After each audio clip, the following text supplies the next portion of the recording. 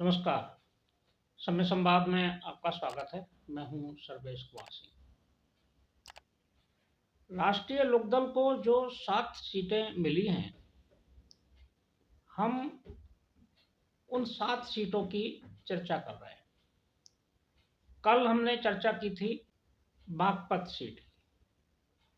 आज एक और सीट जो राष्ट्रीय लोकदल को समाजवादी पार्टी के साथ सीट शेयरिंग में मिली है,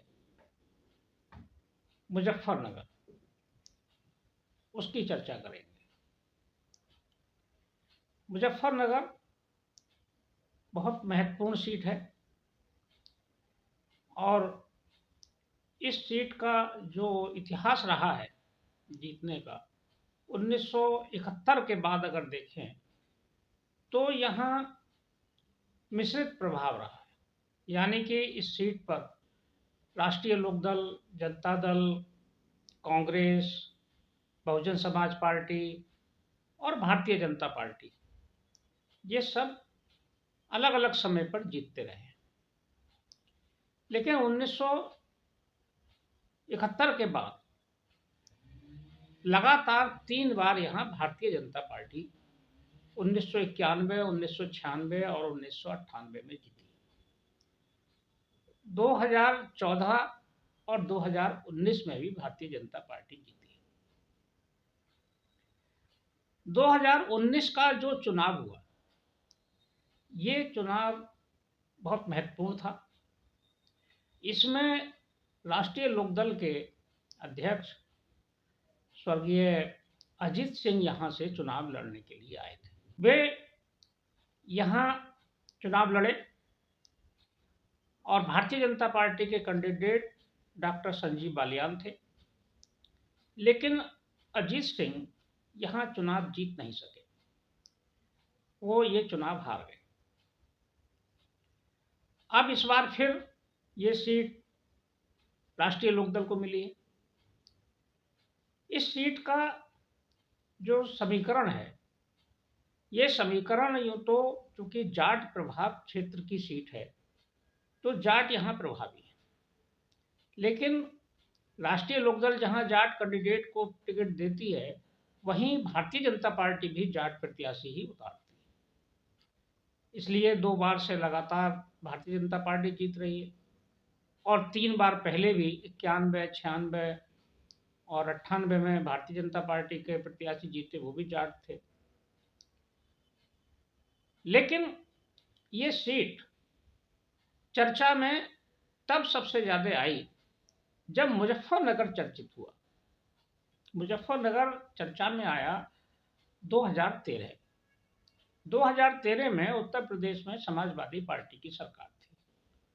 उस समय मुजफ्फरनगर में दंगा हुआ और ये दंगा मुस्लिम और हिंदुओं के बीच में जो दंगा हुआ था, ये जाटों के एक परिवार के 2 बच्चों के साथ जो दुर्घटना हुई, उसके बाद दंगा भड़क गया था। और इस दंगा भड़कने के बाद उसका राजनीतिक प्रभाव सबसे ज़्यादा हुआ।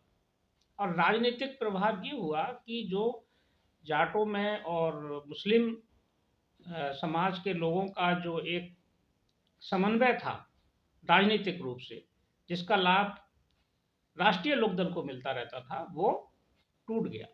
यानी कि आपसी तालमेल छिन्न भिन्न हो गया और इसका खमियाजा भी सबसे ज़्यादा राष्ट्रीय लोकदल को ही उठाना पड़ा। राष्ट्रीय लोकदल के पास जो मुस्लिम वोट थे वो चले गए, केवल जाट वोट रह गए। उसका परिणाम ये हुआ कि 2014 के चुनाव में 2014 में मुजफ्फरनगर भी हार गए और बागपत पे भी उसका असर हुआ, बागपत की सीट भी हार गए। ये उसका प्रभाव हुआ। ये सीट चौधरी परिवार के लिए शुरू से महत्वपूर्ण है। यहाँ सबसे पहले चुनाव लड़ने के लिए 1971 में चौधरी चरण सिंह स्वयं आए थे।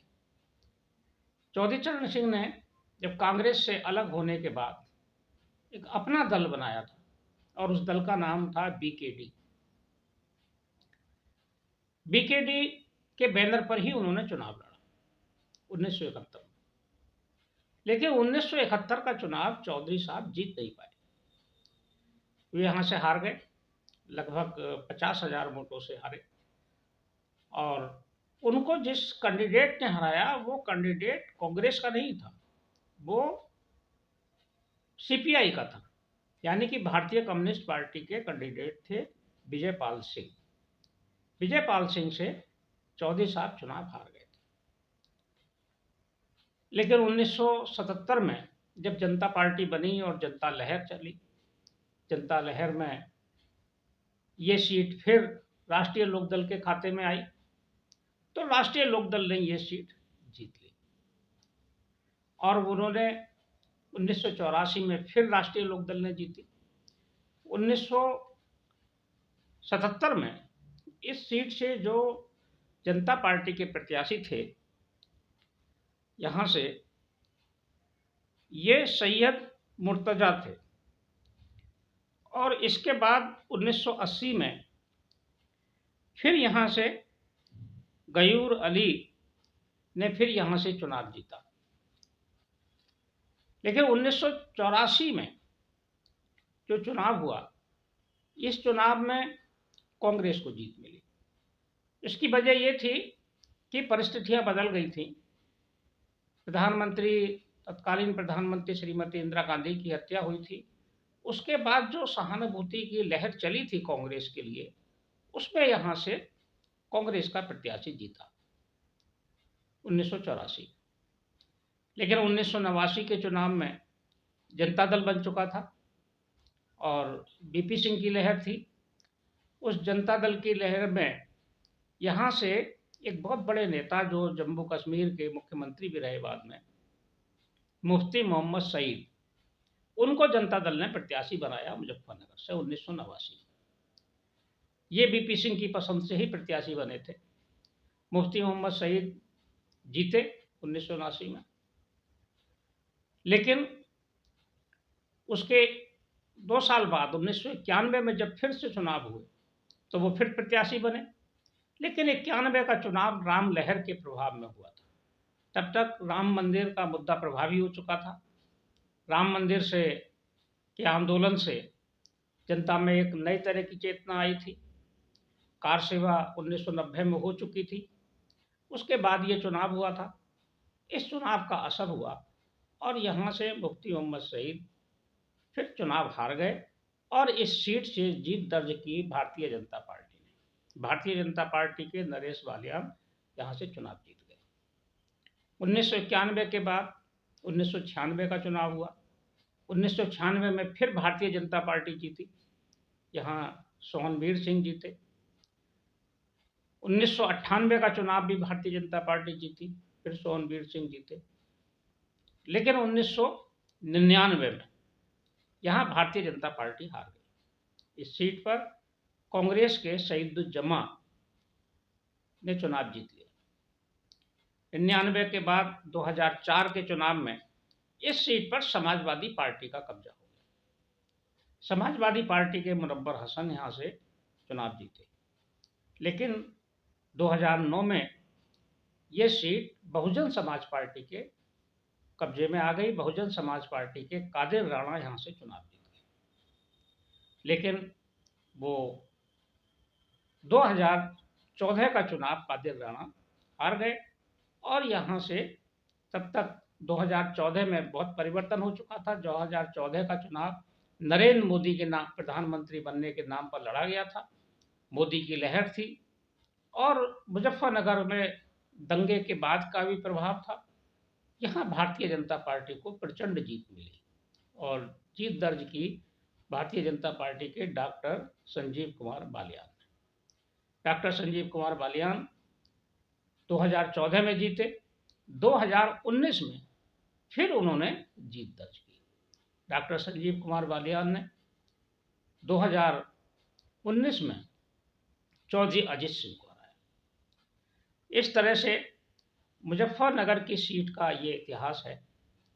मुजफ्फरनगर जाट प्रभाव का क्षेत्र है, लेकिन यहाँ गुजर मतदाता भी हैं और मुस्लिम मतदाताओं का भी प्रभाव है। यही वजह है कि यहाँ से मुस्लिम प्रत्याशी भी जीतते रहे हैं। जनता दल के टिकट पर भी, जनता पार्टी के टिकट पर भी, कांग्रेस से भी और सपा से भी, बसपा से भी यहाँ मुस्लिम प्रत्याशी जीते हैं। या तो यहाँ जाट प्रत्याशी सांसद जीता है या फिर मुस्लिम प्रत्याशी जीते हैं।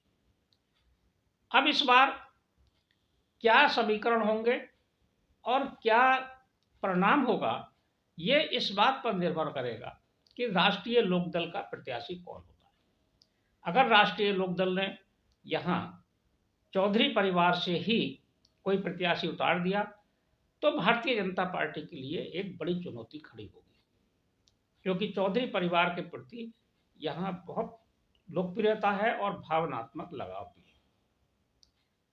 लेकिन बदली हुई परिस्थितियों में बहुजन समाज पार्टी का कैंडिडेट भी यहाँ खड़ा होगा और बहुजन समाज पार्टी कोई भी समीकरण बिगाड़ने में सक्षम हो सकती है, क्योंकि बहुजन समाज पार्टी यहाँ जीत भी चुकी है।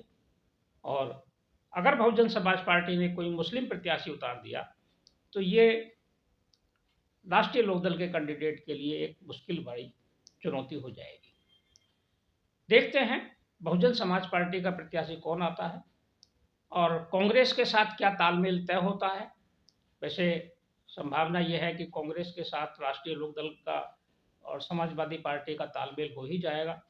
ऐसी स्थिति में राष्ट्रीय लोकदल का कैंडिडेट होगा, कांग्रेस का नहीं होगा और समाजवादी पार्टी का भी नहीं होगा, लेकिन बहुजन समाज पार्टी का कैंडिडेट यहाँ जरूर होगा और भारतीय जनता पार्टी का होगा। तो एक तरह से अगर त्रिकोणीय मुकाबला हुआ तो त्रिकोणीय मुकाबले में भारतीय जनता पार्टी को फायदा हो सकता है। और अगर सीधे सीधे फाइट होती है, अगर बहुजन समाज पार्टी किसी जाट प्रत्याशी को टिकट देती है या किसी दूसरी जाति के हिंदू प्रत्याशी को टिकट देती है, तो ये भारतीय जनता पार्टी के लिए मुश्किल भरा हो जाएगा। और यदि मुस्लिम को टिकट दिया तो ये भारतीय जनता पार्टी की राह आसान करेगा। देखते हैं समय आने पर टिकट का वितरण होने के बाद क्या परिणाम होते हैं, लेकिन जो भी परिणाम होगा और जो भी स्थितियां होंगी बहुत रोचक होंगी और यहाँ बहुत कड़ा मुकाबला होगा। राष्ट्रीय लोकदल के प्रति बड़ा लगाव है लोगों में, भावनात्मक लगाव भी है और भारतीय जनता पार्टी के प्रत्याशी की भी स्थिति कमज़ोर नहीं है। संजीव बालियान का कद अब राष्ट्रीय स्तर का है, तो एक रोचक संघर्ष और मुकाबला यहाँ देखने को मिलेगा। समय संवाद में आज बस इतना ही। इस चर्चा के बाद कल फिर करेंगे किसी एक विषय पर चर्चा, और ये जो राष्ट्रीय लोकदल की 7 सीटें हैं उसमें से किसी एक दूसरी सीट की चर्चा कल होगी। तब तक के लिए मैं सर्वेश कुमार सिंह आपसे विदा लेता हूँ। नमस्कार।